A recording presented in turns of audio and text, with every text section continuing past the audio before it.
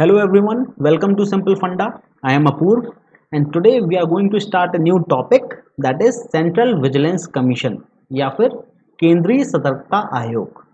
तो चलिए पहले समझते हैं ये सेंट्रल विजिलेंस कमीशन है क्या। तो central vigilance commission is an agency for preventing corruption in central government. ठीक है, तो मान लीजिए कोई इंडिविजुअल है जो कि सेंट्रल गवर्नमेंट की किसी अथॉरिटी का या किसी डिपार्टमेंट का एम्प्लॉय है।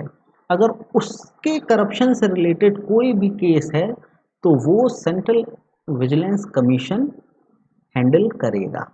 ठीक है, अब मान लीजिए कोई स्टेट गवर्नमेंट का एम्प्लॉय है तो उससे रिलेटेड जो भी केस होगा करप्शन का वो फिर सेंट्रल विजिलेंस कमीशन हैंडल नहीं करेगा। For state employees there is anti corruption bureau in every state which deals with the cases related to corruption for the respective state government employees. ठीक है, तो ये हमारा पॉइंट ऑफ इम्पोर्टेंस यहाँ पर हो गया कि CVC deals only with the cases pertaining to central government employees. Okay, तो ये फर्स्ट पॉइंट हमारा हो गया। ठीक है, अब अगर हम बात करें कि फॉर्मेशन कैसे हुआ, इस्टेब्लिश कैसे हुआ सीवीसी, तो सेंट्रल विजिलेंस कमीशन जो है वो बना है संथानम कमेटी के रिकमेंडेशंस पर। तो संथानम कमेटी को फॉर्म किया गया था 1962 में एंड 1964 में उसने अपने कई सारे रिकमेंडेशंस दिए। तो उस समय की जो सरकार थी, central government at that time adopted those recommendations and passed the executive resolution। मतलब उनने एक एग्जीक्यूटिव रेजोल्यूशन के माध्यम से सेंट्रल विजिलेंस कमीशन को फॉर्म किया। ठीक है, तो based on the recommendations of Santhanam committee in 1964 central vigilance commission was established. So what happened? Central government passed an executive resolution by taking into consideration the recommendation given by Santhanam Committee in 1964। ठीक है, तो establishment CVC का हो गया 1964 में। Okay, but what happened in 2003? 2003 में केंद्रीय सतर्कता आयोग अधिनियम पारित हुआ पार्लियामेंट ऑफ इंडिया में। उसके माध्यम से सीवीसी को बना दिया गया एक स्टैट्यूटरी बॉडी। ठीक है, तो आज के समय अगर हम देखें तो central vigilance commission is a statutory body. ठीक है, अब अगर हम बात करें कि ये केसेस हैंडल करता कैसे है, क्या इसके पास स्वतः संज्ञान लेने की ताकत है? नहीं। तो सेंट्रल विजिलेंस कमीशन के पास स्वतः संज्ञान लेने की पावर नहीं है। ये काम करता है, इसके पास जो भी कंप्लेंट्स आती हैं उसके बेसिस पर। So CVC is designated as an agency to receive and act on complaints and disclosures on any allegation of corruption by any whistle blower. ठीक है, तो जो भी पर्सन ये एलिगेशंस लगाता है किसी भी इंडिविजुअल पे या करप्शन चार्जेस को लगाता है किसी इंडिविजुअल पे, उसको बोला जाता है विसल ब्लोअर। ओके, तो विसल ब्लोअर से जो भी कंप्लेंट या एलिगेशन फाइल होता है सीबीसी के पास, उसके बेसिस पे वो आगे की इंक्वायरी करती है। इसके पास स्वतः संज्ञान लेने की पावर नहीं है। ओके, तो यहाँ तक हमने समझ लिया। अभी तक हमने पढ़ा कि सीवीसी को जो भी कंप्लेंट्स या एलिगेशन मिलते हैं विसल ब्लोअर के माध्यम से, उन पर कार्य करने का काम सेंट्रल विजिलेंस कमीशन करता है। अगर विसल ब्लोअर कोई गलत एलिगेशन किसी पर लगाता है तो उस पर एक्शन लेने का काम भी सीवीसी करता है। ठीक है, साथ ही साथ सेंट्रल विजिलेंस कमीशन जो है वो गवर्नमेंट के लिए एडवाइजरी बॉडी भी है। ठीक है, मान लीजिए कोई भी करप्शन या उससे रिलेटेड प्लानिंग कर रही है गवर्नमेंट, तो उसमें सेंट्रल विजिलेंस कमीशन की एडवाइस भी ली जाती है।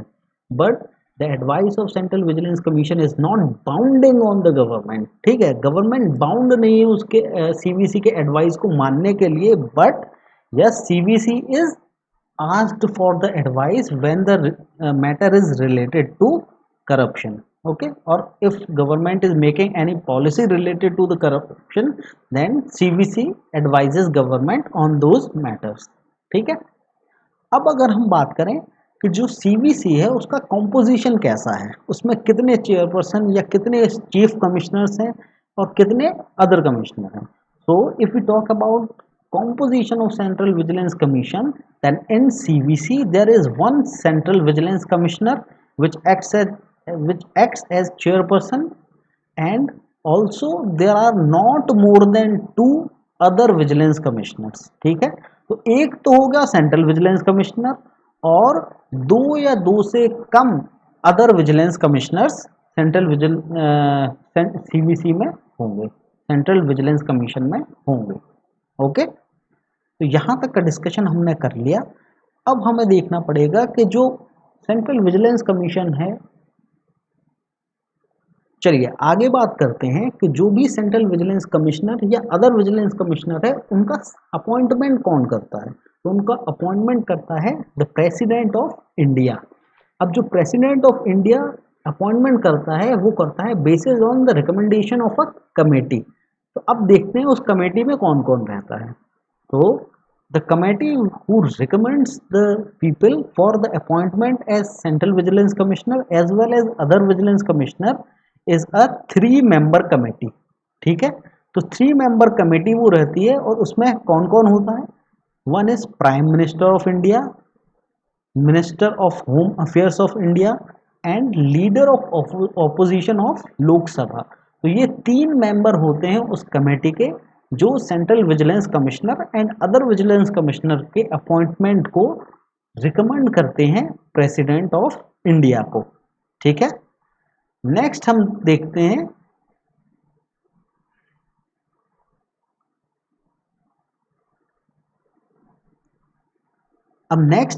हैं कि क्वालिफिकेशन क्राइटेरिया क्या रहता है.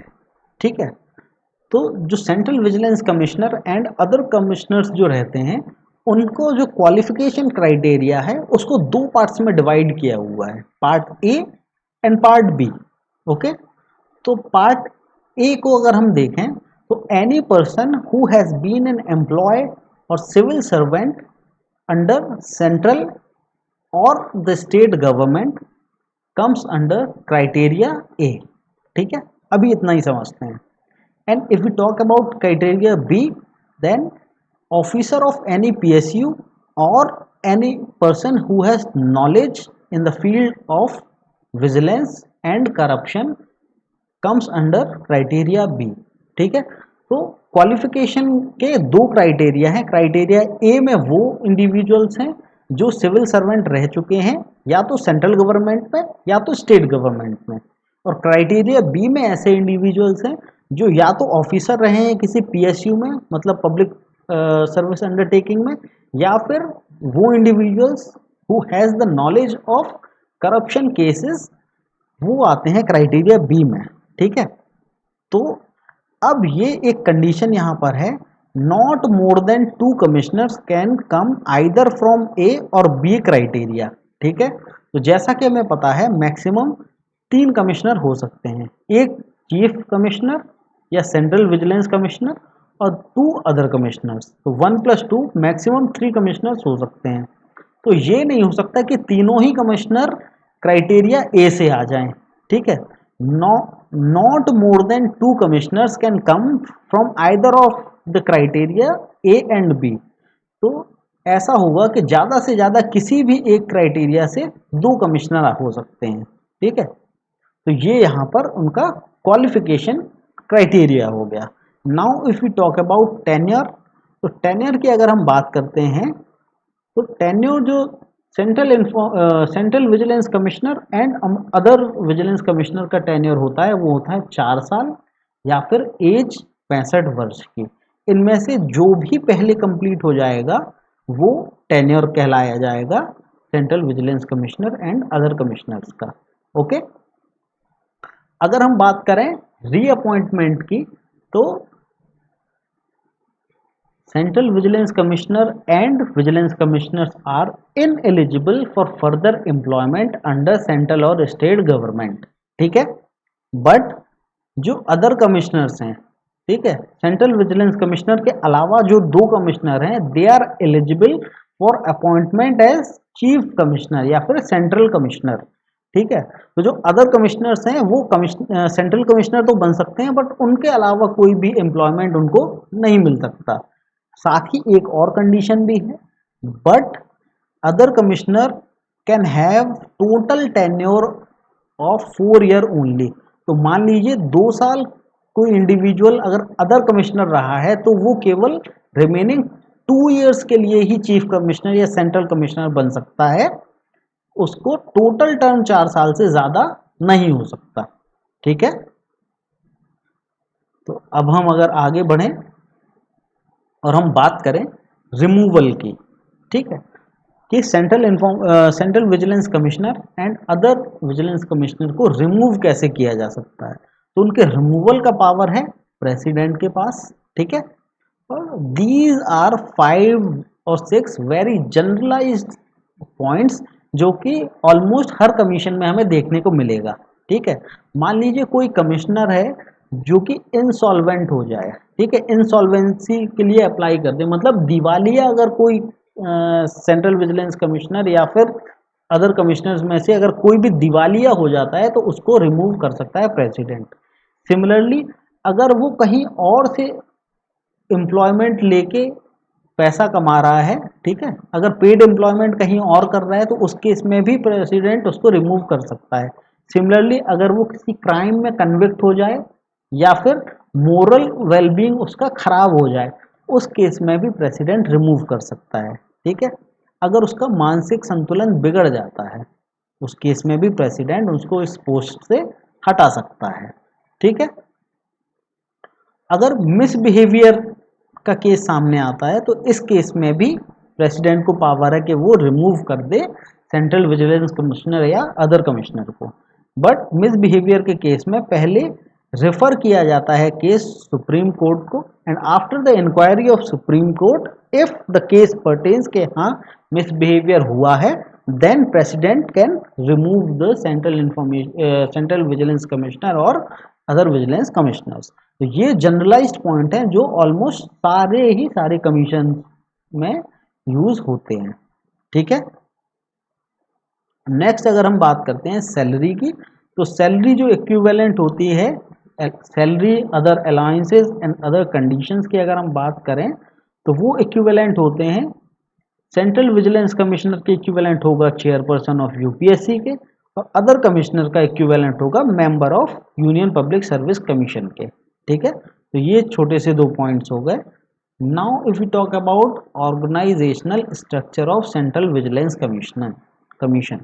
ओके। तो एक होता है सेक्रेटेरिएट, ठीक है, साथ में 2 विंग्स होती हैं, एक होती है सीबीसी में टेक्निकल एग्जामिनर विंग, दूसरी होती है कमिश्नर्स फॉर डिपार्टमेंटल इंक्वायरीज। ठीक है। तो जो टेक्निकल एग्जामिनर्स विंग होती है वो या तो कंस्ट्रक्शन वर्कर्स के ऑडिट टेक्निकल ऑडिट्स रहते हैं उनको देखती है, investigations specific to complaints on construction works वो देखती है, giving assistance to CVC on cases involving technical matters. ये 3 चीज़ें देखती है टेक्निकल एग्जामिनर्स विंग। और मान लीजिए किसी एम्प्लॉय पे अगर डिपार्टमेंटल इंक्वायरी हो रही है तो उनके ओरल इंक्वायरीज करने के लिए जो ओरल प्रोसीडिंग्स जो रहती हैं उनको करने वाला डिपार्टमेंट होता है कमिश्नर्स फॉर डिपार्टमेंटल इंक्वायरीज। ठीक है। अगर हम बात करें फंक्शंस ऑफ सीवीसी तो बड़े ही क्लियर कट फंक्शंस हैं टू कंडक्ट इंक्वायरीज और investigation on corruption cases on central government employees. यहाँ पर ध्यान रखना है central government employees not state government employees. ठीक है। सुपरिंटेंडेंस रखना है दिल्ली सीबीआई पे। ठीक है। दिल्ली सीबीआई को डायरेक्शन देना उन पर सुपरिंटेंडेंस रखना ये भी काम होता है सेंट्रल विजिलेंस कमीशन का। ठीक है। साथ में केसेस और matters related to offences on prevention of corruption act 1988 इसके रिगार्डिंग भी डायरेक्शन और रिव्यू करना दिल्ली सीबीआई का ये काम है सेंट्रल विजिलेंस कमीशन के अंडर। ओके। एक काम ये हो गया कि अगर सेंट्रल गवर्नमेंट को कोई पॉलिसी बनानी है या for any matter related to corruption case, तो सेंट्रल गवर्नमेंट को एडवाइस देने का काम भी सेंट्रल विजिलेंस कमीशन करता है। ठीक है। सिमिलरली अगर हम बात करें to undertake an inquire complaint receive from whistle blower, ये इसका प्राइमरी काम हो गया। तो जो इसके फंक्शंस है वो बड़े ही क्लियर कट फंक्शंस है। ठीक है। अब अगर हम बात करते हैं वर्किंग की, ठीक है, working of central vigilance commissioner की अगर हम बात करें, वर्किंग या फिर पावर, ठीक है, ये दो चीजें हम बात कर सकते हैं। तो CVC has all the power related to civil court and its proceedings are of judicial character. ठीक है। तो इनके पास सिविल कोर्ट की पावर्स हैं।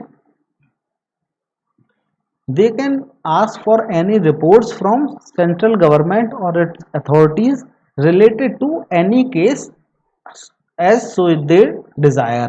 ठीक है। अगर कोई केस है करप्शन का जो रिलेट करता है सेंट्रल गवर्नमेंट या उनकी अथॉरिटीज से, तो उनसे इंफॉर्मेशन या रिपोर्ट्स को मंगवाने का काम भी या मंगवाने की पावर भी सेंट्रल विजिलेंस कमिश्नर के पास रहती है। ठीक है। They give advice to the government, but government is not bound to accept their advices। ठीक है। तो ये पॉइंट भी हमें नोट करना पड़ेगा। ठीक है। नेक्स्ट अगर हम बात करते हैं कुछ फैक्ट्स जो कि रिलेटेड हैं सेंट्रल विजिलेंस कमीशन से।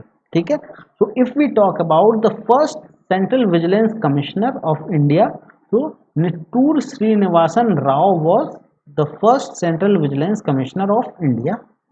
If we talk about who is the current central vigilance commissioner, तो वो है संजय कोठारी। ठीक है। नेक्स्ट अगर हम बात करें कि सेंट्रल विजिलेंस कमीशन का सतर्कता जागरूकता सप्ताह कब मनाया जाता है, तो वो मनाया जाता है 27 अक्टूबर से लेके 2 नवंबर तक। ठीक है। जिसके बीच में मिड में अगर हम देखें तो 31 अक्टूबर आता है जो कि सरदार वल्लभ भाई पटेल का बर्थडे है। ओके। अगर हम देखें प्रिवेंशन ऑफ करप्शन एक्ट, ये कब पास हुआ था, ये पास हुआ था 1988 में। ठीक है। अगर हम बात करें कि सेंट्रल विजिलेंस कमीशन को स्टैट्यूटरी बॉडी का स्टेटस कब मिला, तो वो मिला 2003 में। और जैसे ही 2003 में केंद्रीय सतर्कता आयोग एक स्टैट्यूटरी बॉडी बना, तो उसके फर्स्ट सीवीसी या सेंट्रल विजिलेंस कमिश्नर कौन थे, तो वो थे पी शंकर। तो यहाँ पर हमने अपना topic central vigilance commission complete कर लिया है। अगर आप लोगों को ये वीडियो अच्छा लगा, then please press the like button, please subscribe to the channel simple funda and press the bell button so that you can get notification whenever I update the video। आपको अगर पीडीएफ चाहिए तो मैं description में PDF का link भी share कर दूंगा। You can download the PDF from there and study at your convenience. चलिए फिर मिलते हैं। Thank you.